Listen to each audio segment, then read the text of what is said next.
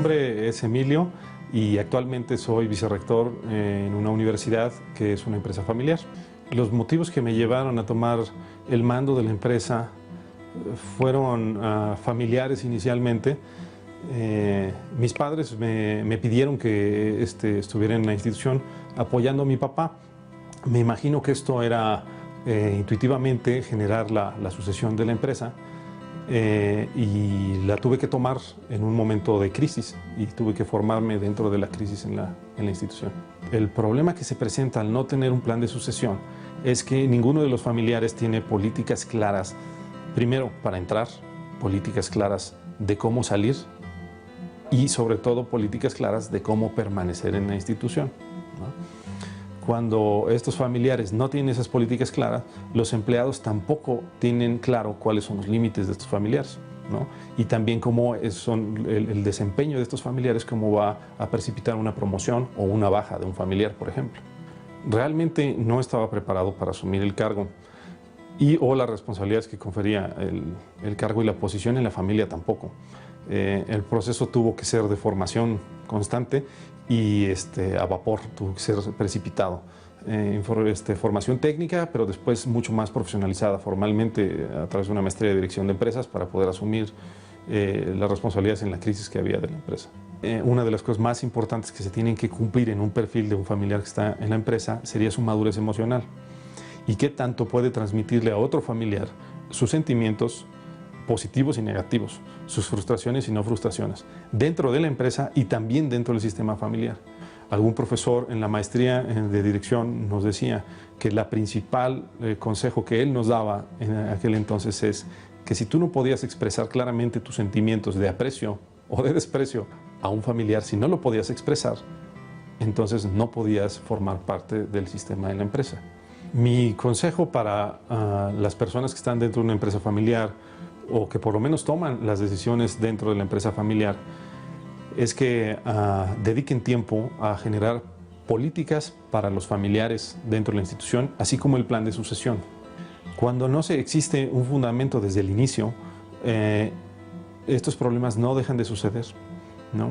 Actualmente la institución ha salido de la crisis, los problemas financieros y de posicionamiento mercadológico están resueltos y existen familiares que son muy competentes para estar al frente de la institución, pero no existe una base sólida, ahora con buenos tiempos, para proyectar a ninguno de estos familiares al frente.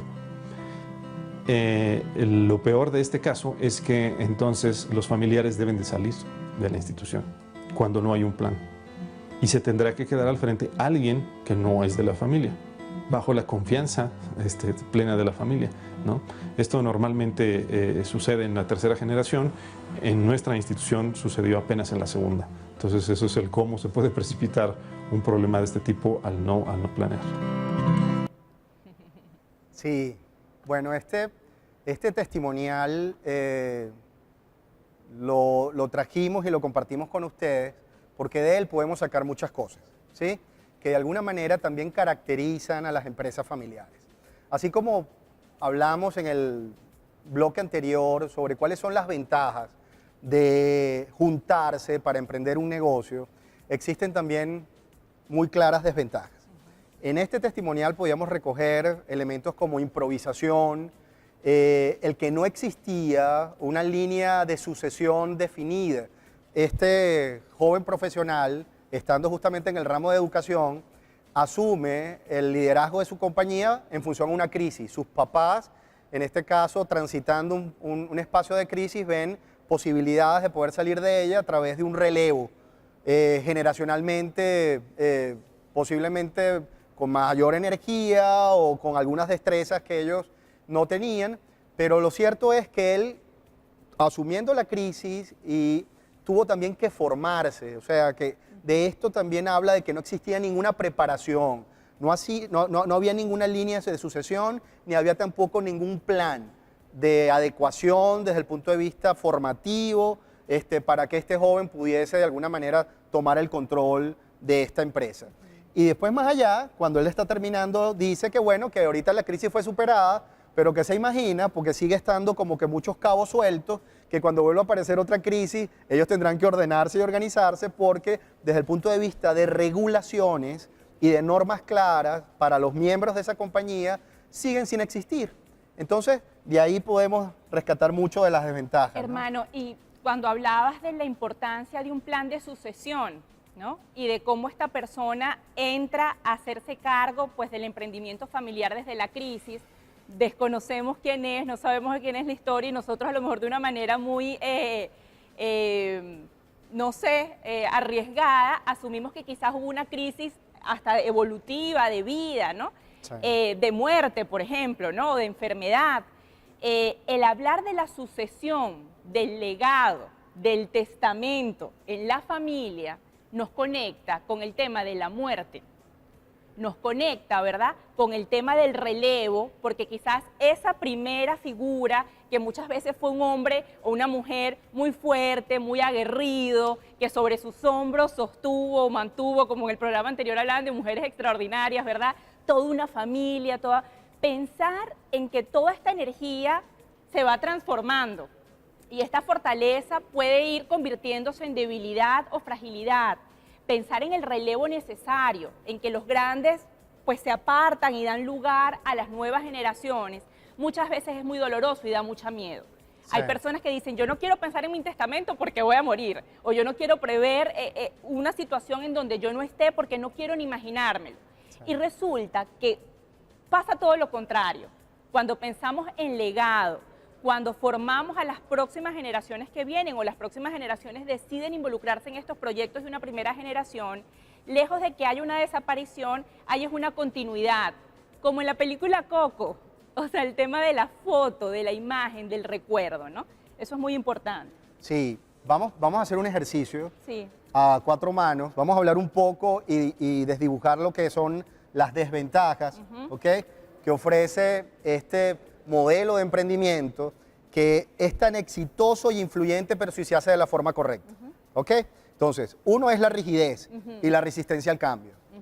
Yo creo que no hay más que elaborar. Las empresas familiares pueden ser en algún momento algo más rígidas, algo más conservadoras. Hay un dato interesante que habla también del contexto. Las empresas familiares en México son sumamente conservadoras porque el escenario da y prestas a la planeación. En Venezuela pueden ser más arriesgadas porque el escenario no te permite planificar. Entonces, desde la empresa familiar, lo que hace es buscar algún abrigo desde el punto de vista de sobrevivencia y se aventuran a salir fuera del país, como puede ser el caso nuestro, y otras organizaciones que han salido de Venezuela buscando respiro para poderlo hacer. Entonces, la ventaja aquí en México es que tienes elementos como poder planearlo.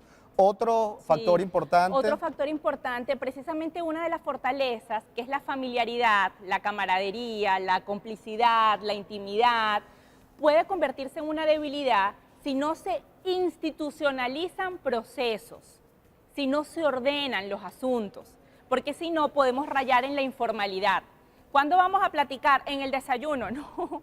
O sea, a veces hay que hacer juntas, ¿ok? Hay que ordenar roles, funciones, aunque hayan vínculos consanguíneos. Sí, otro elemento que sería interesante tocar y que hay que cuidar es que el tema de improvisación. Entonces, hay una tendencia de que las empresas familiares le falta un plan de negocio, no tienen estructuras de control suficientes y eficientes, como lo decía el testimonio que escuchamos, no existe un plan de sucesión delineado, que en este caso permita sobre ese montarse, desarrollarse y avanzar. No hay planes para formar e ir promoviendo. Entonces, este es un tema definitivamente que da para mucho. Necesitaríamos 2 o 3 espacios para hablar sobre empresas familiares, pero la idea nuestra era justamente sembrar esa inquietud de que sí efectivamente pueden hacerse. Y ustedes pueden investigar y buscar en internet cuántas empresas familiares exitosas hay, no solo en México, sino a nivel global, y cómo han hecho para poderlo armar. Esa es la invitación. Es así. La invitación es a subir ese porcentaje, ¿verdad?, de empresas familiares que puedan sobrevivir. Y bueno, yo creo que esto da para otro programa, pero los dejamos con la inquietud. Nos vamos al corte con nuestros amigos.